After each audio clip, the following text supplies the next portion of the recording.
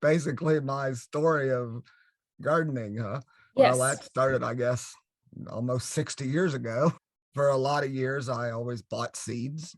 That's just what you did. You bought your seeds every year. About 20 years ago, I started saving more seeds and trying to save more seeds. And when I decided I wanted to have all my own seeds, that was maybe 15 years ago or so. And I was still stuck then on the heirloom thing, and you need to have them pure. So I read Seed to Seed on how to keep them pure.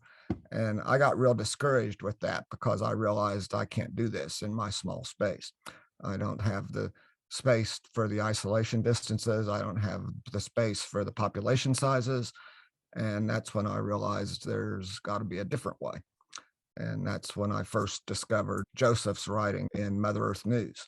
And I realized since then, it's easy to fix inbreeding depression. It's easy to fix population size just by crossing things that are not close relatives. If you've got just a small garden, you can't avoid genetic depression.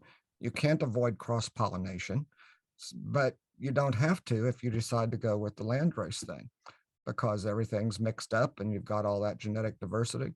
Even with corn, which is about the most susceptible to genetic depression, if you cross two very different kinds of corn, you've immediately done away with that issue of genetic depression. You've immediately done away with the issue of isolation distance. And so if you cross 10 different kinds or 20 different kinds, genetic depression in corn is gone forever, or at least as long as it's going to matter to me. I could pick just one ear of corn that I saved and grow just seeds from that ear, and it would still be immune to genetic depression for a very long time, I believe. So instead of having a minimum of 200 corn plants, you could go down to a dozen. If you wanted to, like Joseph said, you just pick specific traits that you want, but then let all the other traits stay variable.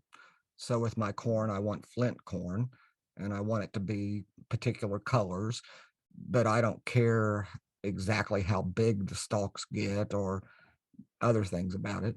You have to utilize selection. When you grow your tomatoes and one grows better and tastes better, that's the one that, those are the seeds you save. And so that's how it becomes more obvious. But being crossed up to begin with, it's what makes those variations show up. But another thing about, I think, small space gardening is realizing when you're beat. And that's the way I am with potatoes. Potatoes beat me. I'm not going to grow potatoes. Say, for example, I got a whole bunch of seeds from you for potatoes, and I planted both of my gardens entirely in potatoes, nothing else at all. Mhm. I might have a chance of finding one that could be the beginnings of a landrace of southern Indiana potatoes, but I can't do that. So potatoes are, I'm just done with them. And the same with winter squash. I can't plant my whole gardens in winter squash for 3 or 4 years looking for that one or two that doesn't succumb to the bugs when they get here. We have a lot of bugs. They Wash just bugs. show up almost overnight, and the plants are dead the next day. So is there any advice that you have for gardeners that are just getting started with this way of growing things? Don't worry about things too much. Just, I mean, it seems like when the gardening forums and stuff, there's everybody's always wanting to know, asking what's the best way, what's the best, way to do this, what's the best thing to do that. The way you can do it is the best way. Just do it, and things will start falling into place, I think. But if you get bogged down in trying to find out what's the best, especially if you're a beginner, you're going to be way behind, because just if there really is a best, you're going to be hard pressed to discover what it is without just doing it yourself.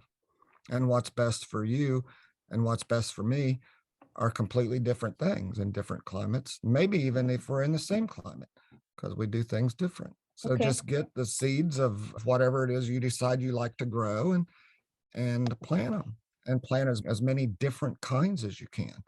Pay attention and save, the same thing that we keep talking about, save seeds from the ones that do the best.